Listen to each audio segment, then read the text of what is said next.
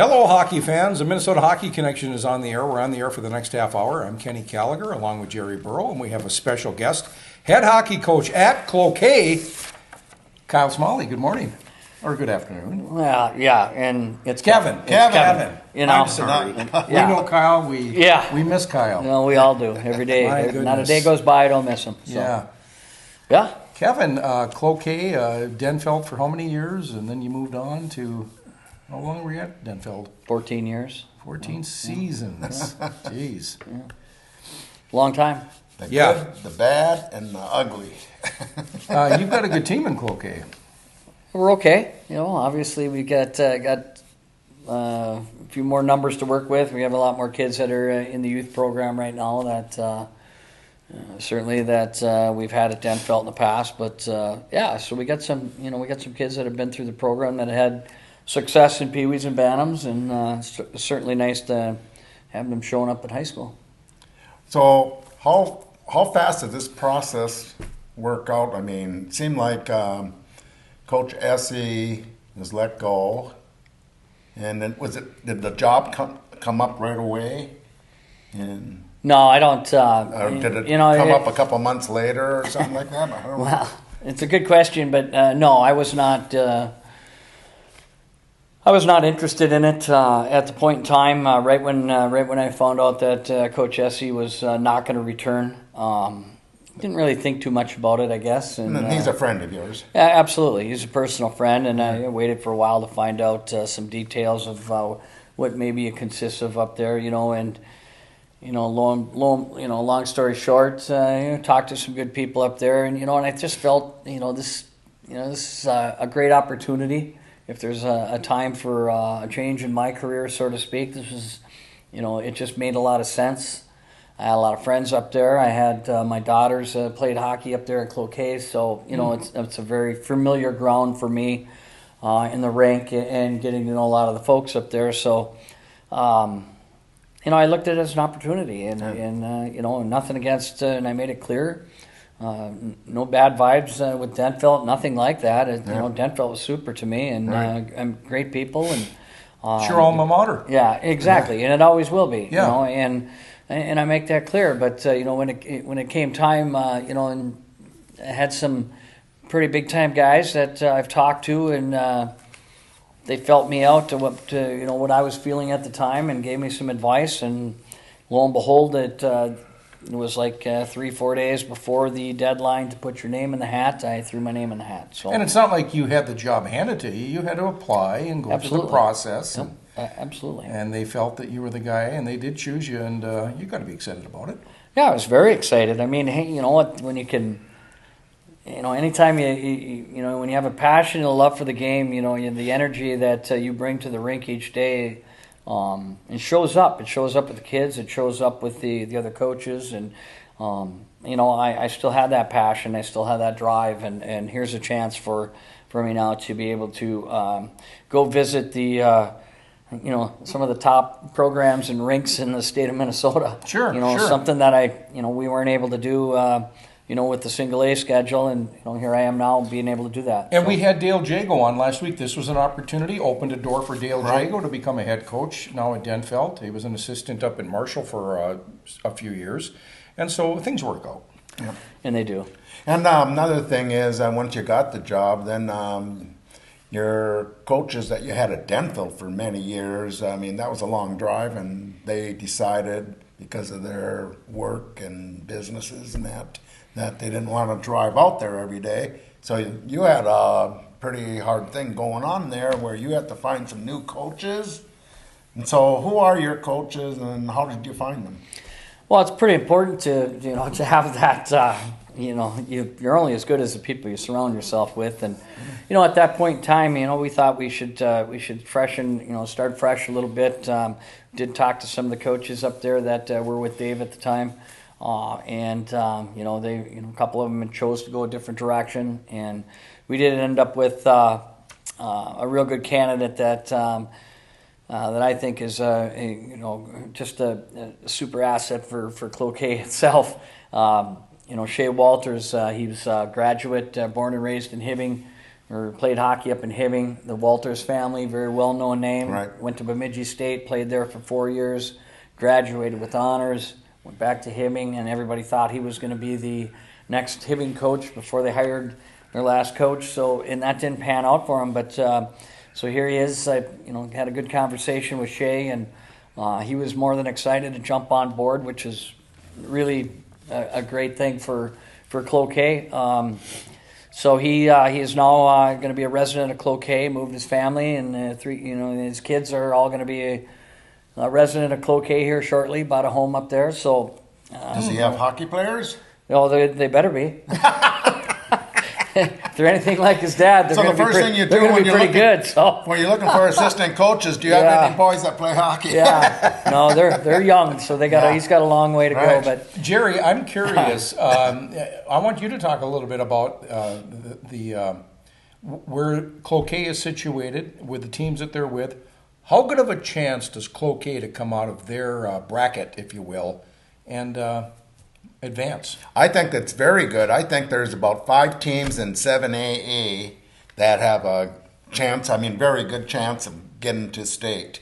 And I think with like Cloquet, he's like Kevin Smalley says, Coach Smalley, that his schedule is a lot better. He's got some big games. He has Moorhead, which I have number 2 in the state. He has Duluth East, his best competition, and I hope this stays there for 100 more years.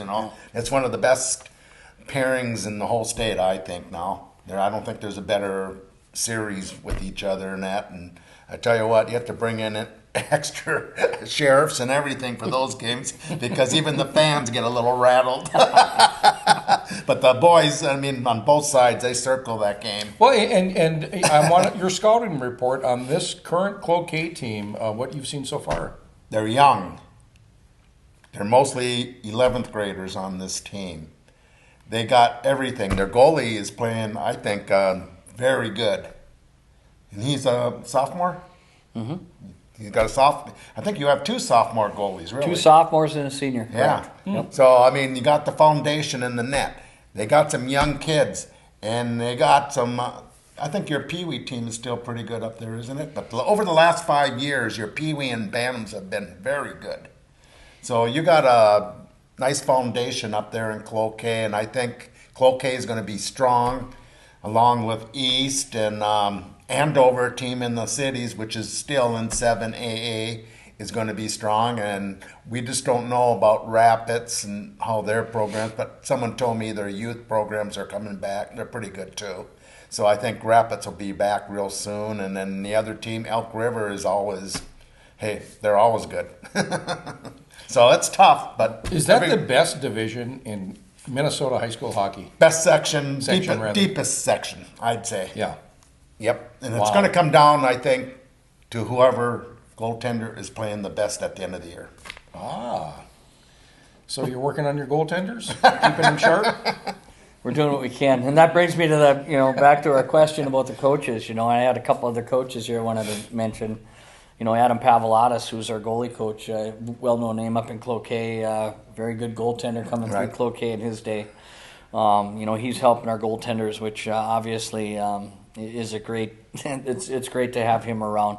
I lean on him to let me know what his thoughts are, and I trust him totally. So, our other coach is Eric Hansen, who's been with Coach Hesse's group for 6-7 years up there. So he's got a really good idea on the kids. So, when you add all that stuff up together, we feel very good about each other. We're all energetic, and it's it's been working very well so far. So. Cloquet's got a nice rink up there, too. That's another thing. You guys play in a decent hockey rink up there, Northwoods Credit Union Arena. Yeah. And it's built by all the hockey people up there. It wasn't built like they throw $10 million out to someone to come in and build it. They had a lot of volunteers. The Heritage is a great facility, obviously. Yeah. But there's something about Cloquet. It's that small town hockey feeling that you get when you go into that arena. It's just a great arena. And I recall too, there was a game, I think you were playing Cloquet. I know you were playing in that game with Denfeld. My goodness, I don't know if you recall the circumstances, but maybe there were some questionable referee calls. But that was a game. That was a team. You had some good players on that team. Johnson, maybe a Staffney, and who's the other guy? I can't think of. A centerman that was just a dynamo. But what game am I thinking of? You're thinking a few years ago. St. We had Cloud. Adam Shikes. Well, that's the St. Cloud game where we lost up there. Yeah, we had a really good team. That's the game I'm thinking of. Very good team there, and could have went any other way. And just so happens St. Cloud had had the defenseman there that he was playing for the Washington Capitals for the last few years. No, he's playing for the Vegas. It's Mr. Schmidt was running their blue line. Okay. And Nate Schmidt was probably one of the best defensemen that came out of that whole area for many, many years. Obviously, St. Cloud area attracts. They put out a lot of good hockey players, but Nate Schmidt was was running their blue line back then, and it was he was an incredible player. Right. Boy, I think of that Denfeld team with Staffney. Yeah. Who's the centerman? I can't think. I can't remember his name. Jake Johnson and Staffney. He was a ninth grader. He was on the. He was on your roster as a ninth grader. I know that. Some other Johnson boys. Well, one of the Tallarico boys. I had the Tallaricos. Yeah. We also had, back then we had Judd Peterson. Judd Peterson was with us for his ninth grade year, and he ran the blue line for us in ninth grade. Right. So that tells you the quality of kids. Back then we had some really good players that came through, and Judd chose to go a different direction, and after his ninth grade year, and look at the success he's had. Right. So sometimes it really doesn't matter where you go to. These kids pop up out of the woodwork and this and that, and Cloquet is similar. I mean, take a look at the kids that Cloquet's put out. They got some Stanley Cup boys up there in the locker room, and some unbelievable amount of numbers that have come through programs just around here that this area can be fortunate to be able to watch some really good hockey players. Right. Sure. So, when you looked at your team for the first time and you were skating with them and kind of getting a feel for them, obviously there was an initiation. What are your thoughts now? This group you have? I think it was important for us just to try to get to know who they were and them to get to know who we are. And unfortunately, I was only hired officially the day before that the summer stuff was over, so I got to spend one full day with the kids as the new head coach up there. Really? So that was it. And wow. So realistically, when it came time to stepping on the ice, that was our first day where we started putting faces together with names. Sure, you get to know some of the kids in passing by, but to be in the same locker room, so to speak, and stepping on the ice together, it's taken some time to find out who they were, and for them to find out what we expect and who we are. Who are your captains? Ryan Nelson and Brandon Mateen, both returning guys that played vital roles for the team last year. They were very good players last year, and obviously they've stepped up to the plate this year, and another year of bigger, stronger, faster, so to speak, and Weiser certainly has helped us out. We have another captain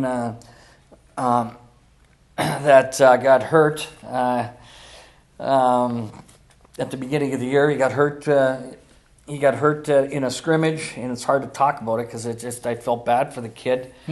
Zach Conklin came into the season, worked his butt off all summer long, got himself better, got banged up the first weekend of the year, and out with a separated shoulder and a fracture in his shoulder. So he has not been able to touch the ice. So he's basically one of our other captains that has not been able to step on the ice. Yeah, and that's terrible when it happens at the high school level because it's not like a pro situation where they can come back the following season. I mean, necessarily, here with high school they can perhaps, but that's just terrible.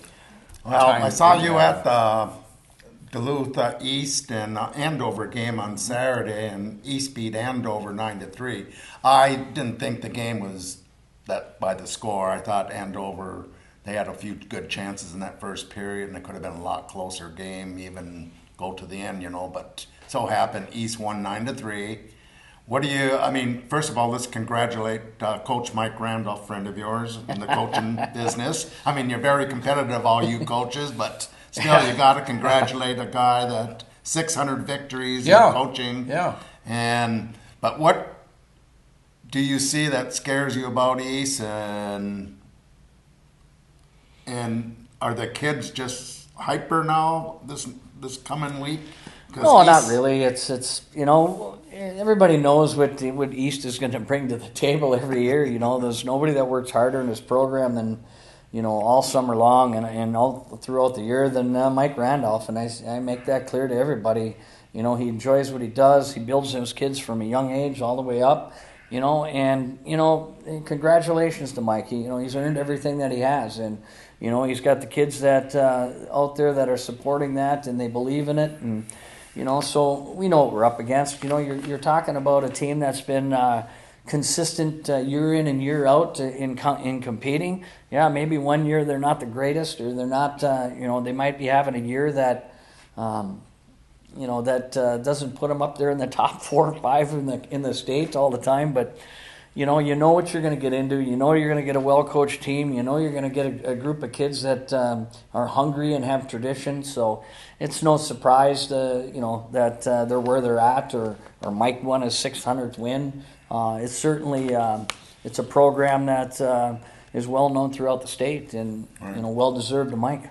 Well, Jerry, you and I have talked about this, that there's a lot of big rivalries in the state, but is there one bigger than Cloquet and East? I don't think so. I mean, Roseau and War Road, people still say that's one of the big ones, but I think it's gone downhill because they haven't been up there on the top 10 for a long time, those two teams. But White Bear and Hill is another big one, and I think Cloquet there's more intense into these games where even the police department knows this. They take this game serious up north. Well, there's been some great section championship games between these two teams, and it's got to be exciting for you, Kev, to be a part of this program now moving forward. It is, and everyone asks me, how you doing okay up there, this and that, how they treat me, and I couldn't be happier right now with how it's been going. The kids are responding, they're having a good time, they're working hard, similar to what I left at Denfeld. The kids are coming to work for you. They're enjoying coming to the rink. And I asked them. I said, I want you guys to understand. I said, I want you to get the feeling that when you leave this locker room every night, you can't wait to come back. Right. I said, we get that atmosphere in here, and that's what our goal is. Can't wait to come back and keep improving each day. You never know what happens at the end, but our goal, of course, is the end of the season. We want to be there at the end of the season, and we want to be at our best. So, this game coming up gives us a good test of where we're at, and certainly we can move forward from there. Good advice. You got me fired up. I'm going to play. Talking about your old team, Duluth Denfeld, this Friday, December 15th at 7:30, New Prague is coming up to play Denfeld, but it's Military and First Responders Appreciation Night. And if they have an ID, the military and first responders get in free. Nice. And there's going to be refreshments upstairs in the warming house. Oh, yeah. I mean, this is going to be good. And then they encourage everyone to support these people by wearing red, white, and blue. And the week after, on the 21st, Thursday, is the Frenzy. You remember the Frenzy? Yes. That's been a great awesome thing. Yeah, ever since they started doing this. And it's a double header, and they have all the Duluth teams. And Duluth Denfeld plays Superior at 5:15, and Duluth East plays Duluth Marshall at 7:30. I bet you play that night. Do you know? Offhand, I do not know. I think if you're not, you'd be there. I think. Well, I would hope we. We'd get an invitation. I'll give you one. It certainly would be enjoyable, because I did love that. That was a great day to look forward to. When I was at Denfeld, and good crowds. So many nice people that you come out and that you see that you haven't seen for a while, and it's a great opportunity to pack the heritage. And, And speaking of the Frenzy, I know that I'm pretty sure that both those games are going to be on TV on My 9, but you're going to have a lot of games on My 9 this year.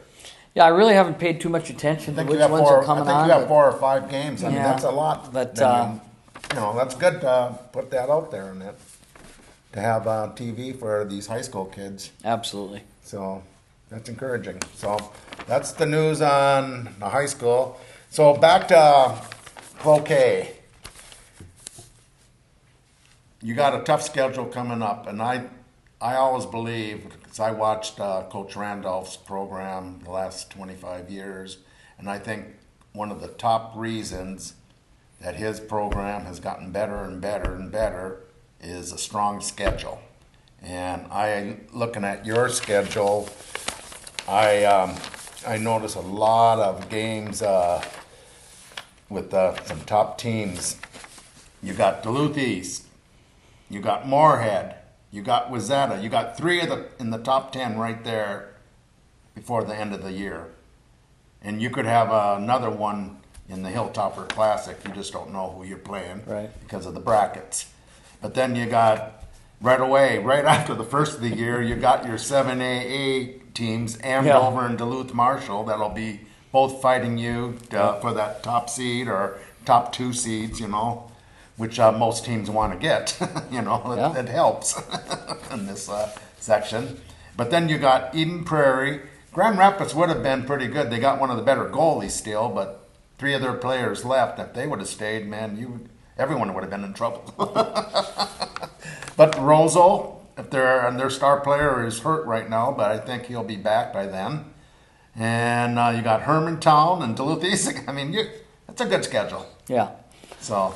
Yeah, no question. We had a little talk about this. Some of the schools are able to, some situations you're able to kind of schedule your own schedule, make your own schedule, but there's so many more things that are at stake when you're, with a school like Cloquet with other sports, and the commitments that you've had with other teams.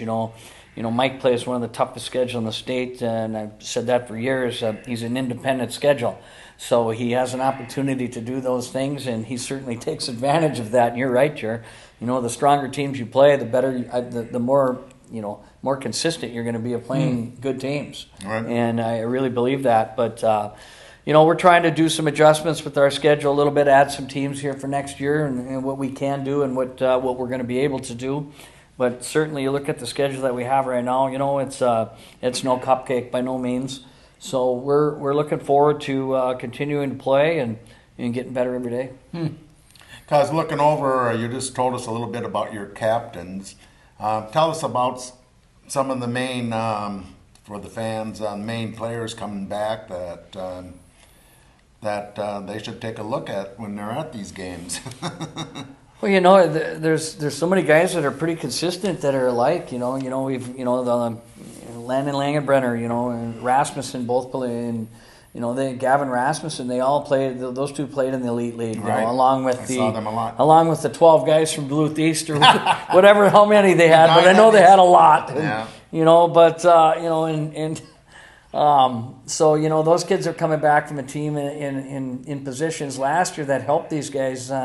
Help these guys in those games, those tough games like that as sophomores, and now they're juniors. And the Baker boys, you got, the Stoyanov, you got some defensemen that, I've got some miles and some minutes That on him. kid should be a basketball player. Yeah, he's a pretty tall boy. Yeah. Back at my time, a kid that big couldn't walk down the court chewing gum and walking. I mean, that's how big he is. I'm looking at some of these names on this roster, and this is like a flashback to past. Genero? Is this Iron Ranger? Dennis Jr.'s Yeah, Denny Jr. He's been around up there. His sister actually played with my daughter at Esco, or at Cloquet. Yeah. She played at Esco, and when she went to Cloquet, she played with him. Broughton. No, there's no relation as far as I know. At least I haven't asked him, but. Of course, you've got Landon Langenbrenner. Yep. Jamie's. Yeah. Yep. Jamie's boy. Jamie's boy. Right. Okay. Durand. There was another one. Did you play with a Durand at UMD? Yeah. Brian came through Cloquet, and then he went to UMD. He was younger than I was, but nice. not much. He was. It's like a family reunion. Yeah, here. another good player. He's got 2 boys actually in the program. So. Unreal. Senich. Why is that name? There's another West Duluth name. Yeah, there you go. Big in sports. Wyatt and Drew. Yeah, but great family there. Their dad, Rudy was a goaltender at Denfeld, and wow. And that's his boys. So you didn't leave. You're still in with the flow here. That's looks like quite a roster there. My goodness, Brendan Durand. That's something. Zach Conklin.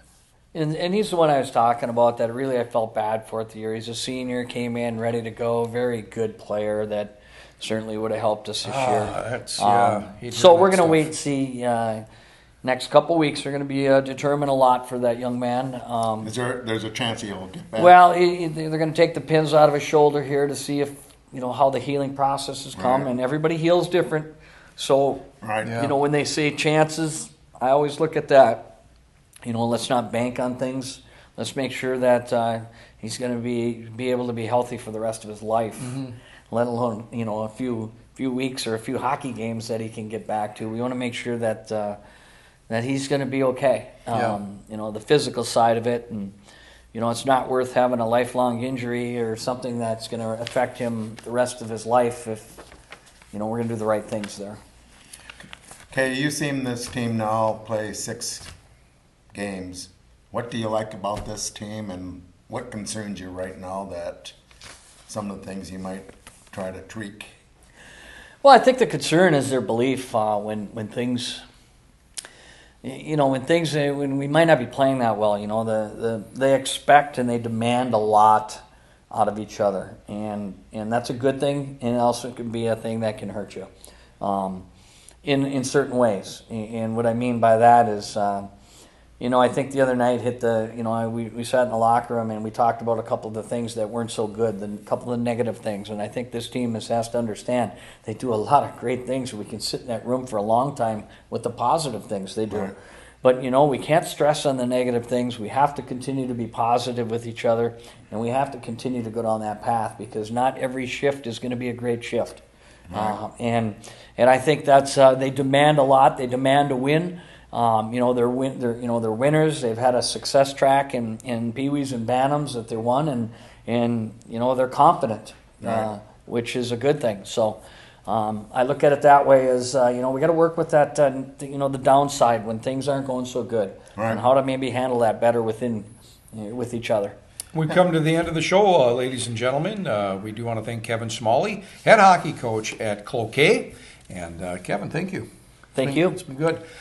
Jared, we'll be back here next week to drop the puck. We'll see you then. Okay, see you at the rink, and good luck, Cloquet. Thank you.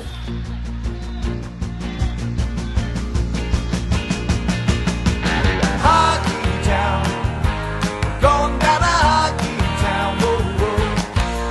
Hockey